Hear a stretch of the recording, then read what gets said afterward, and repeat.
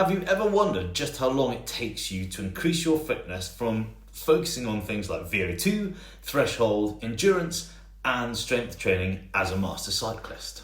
Have you ever really just sat down and sort of scratched your head as to think, just exactly how long do I have to focus VO2 training each week, and for how many weeks am I actually going to see any gains? And if I keep focusing on that, will I start to taper?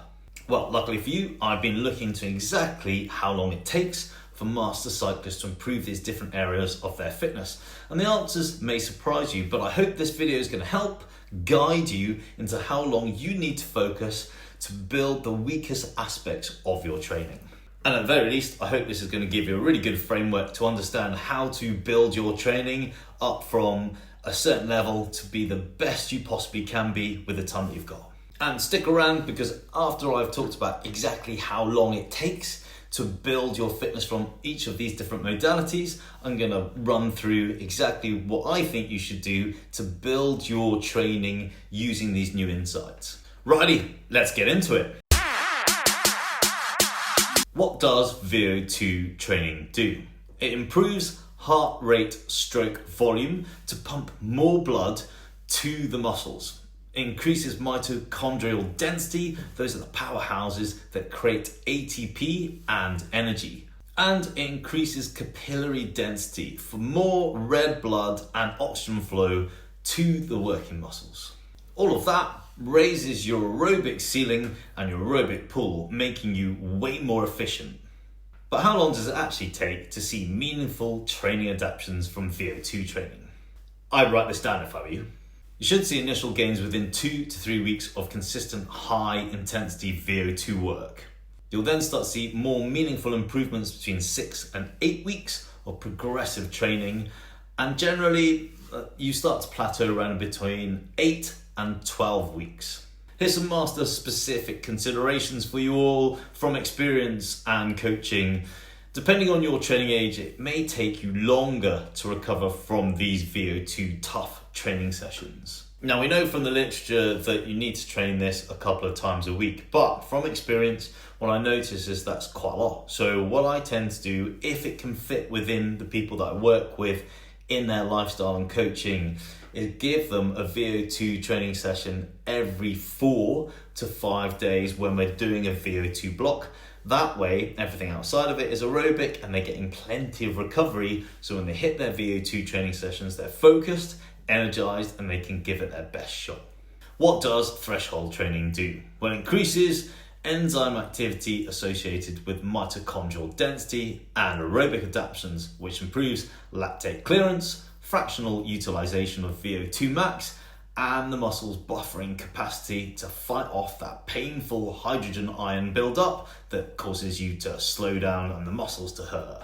How long does it take to see meaningful adaptations? Well, notable gains are seen between 3 and 4 weeks of threshold training, and you'll see a substantial shift in threshold between 6 and 10 weeks. And you'll generally see a plateau of that type of training between 12 and 16 weeks.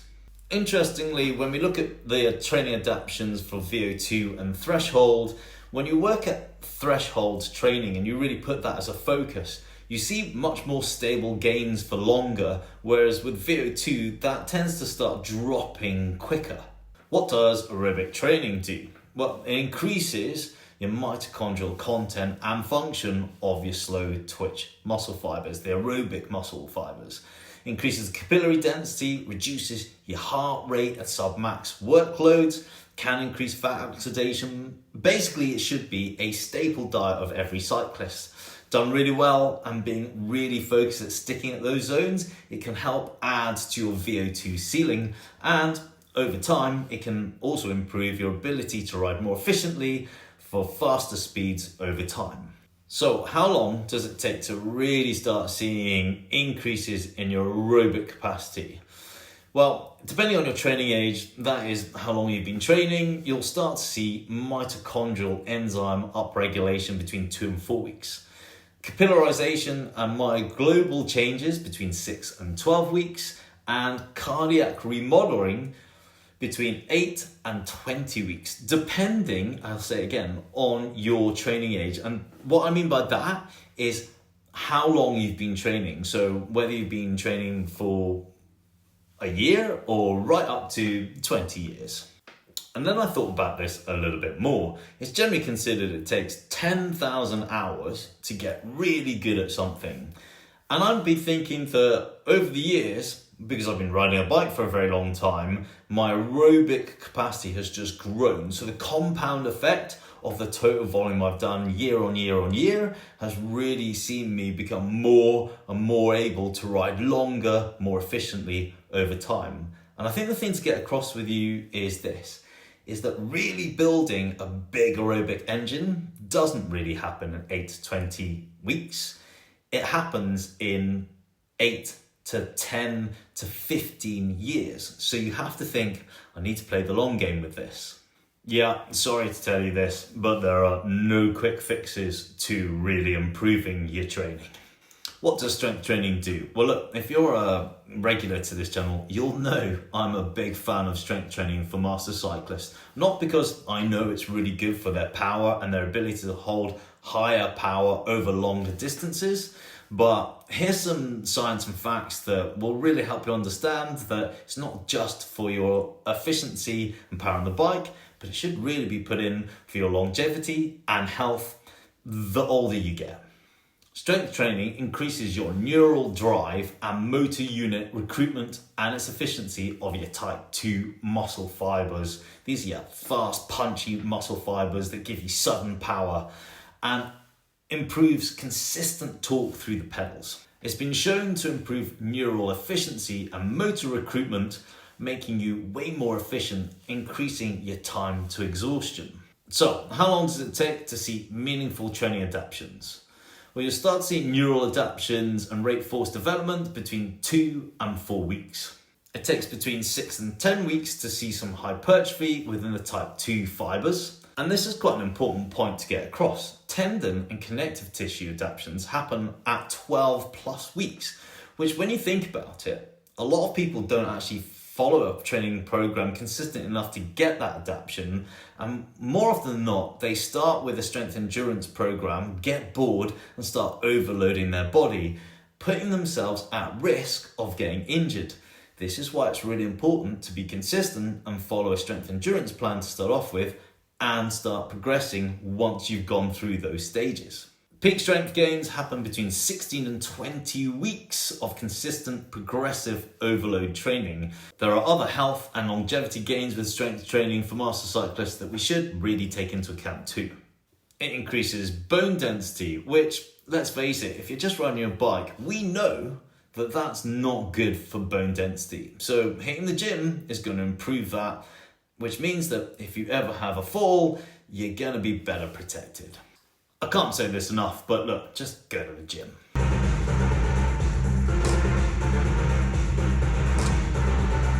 If you've been writing it down, you should know how long it takes to now adapt from Vo2, threshold, aerobic training and strength training. So the big question really is, how do I all put that together to make sure that I'm doing it in a way that's going to make me stronger on the bike? Here's a really good framework for you. Think of your strength training as the layer of concrete to the foundation of your overall fitness. Without it, you won't be robust enough to handle consistent quality training as it progresses. And your long-term health as a cyclist over 40, as I said, really depends on it. So for good foundations, strength train at least 2 times a week. Aerobic training is also a foundation for cyclists. My way of looking at it is to have at least one long aerobic ride each week, keeping all the sessions between your intensity sessions steady and aerobic. From experience, everybody rides their aerobic training way too hard, and especially true when you're riding out with a club. So if you find it tough and you really want to get the best training adaptations, when you go and ride aerobic training, cap your heart rate. So let's just say that your heart rate is between 130 and 142 in your aerobic zones. Cap it at 145, so it allows for a little bit of a lift, especially when you're climbing, but just say no harder than this. Yes, we understand power, But when you look at your heart rate and you see it starting to elevate and it starts getting closer to that cap, you know you have to back off the intensity to keep yourself in aerobic zones. Trust me, if you follow that way of thinking, you'll get way more out of your aerobic training. Righty, let's talk about intensity. Now, I see threshold work as the glue of building your engine on your bike. Your aim really should be to increase this number and your ability to hold it for longer over time. Looking at the science of the training adaptation in itself, when you work at threshold and you really build this over time, it sticks around a lot longer than VO2, so it's a bigger bang for your training buck. Now, I'm not saying don't do any VO2, but what I am saying is VO2 should come after working at threshold. And it's particularly effective when you start getting closer to your events. If you look at it as sort of like the icing on your threshold training cake, you've built this massive engine, you can hold it for longer, but now what you really want to do is spike your VO2 ceiling higher. So you're doing about 4 to 6 weeks of VO2 work, which means they're structured further apart from your steady state riding. So not lots of intensity put into your training, but you're just allowing yourself to push that ceiling higher in your aerobic ceiling. It just is literally that icing on top of everything that you've been doing. But here's the caveat to that. We know that if we don't train it, our VO2 starts to drop by anything as close as 10% every decade as we start getting over the ages of 30. And we know that by training it consistently over time, we can fight back at that drop. So just sticking it in once a year is probably not enough. But we also know through this video that 6 to 8 weeks of progressive focus on VO2 really starts to hold on to it and push your VO2 up. And that means what you should really be doing is thinking a year and planning it at different stages that fit when you're going to race or when you're going to do an event, and also to plan where you're going to put your threshold work. Now, I bet that flags up more questions than answers, but take a step back, look at your whole year, and try and plan out where you'd put blocks of threshold, VO2, threshold, VO2, threshold, VO2, and where your events are, and I bet you can work this out. And if you really struggle, then that's where I come in as a coach. Yeah, you've guessed it. The key to everything is timing, sequencing, and being consistent. Because I often see too many master cyclists not sticking to the training focus for long enough, or then jumping from one to another and just mixing it all together. And then they say, look, none of this works, and it's definitely because I'm getting older. It's not age, it's because they're not thinking about sticking to the quality focus and getting the adaptation that they want, and then moving on. Let me know in the comments below where you are with your own training, and if you want to know more about how to build fatigue resistance with your cycling so you can keep riding longer and stronger, then this next video is for you.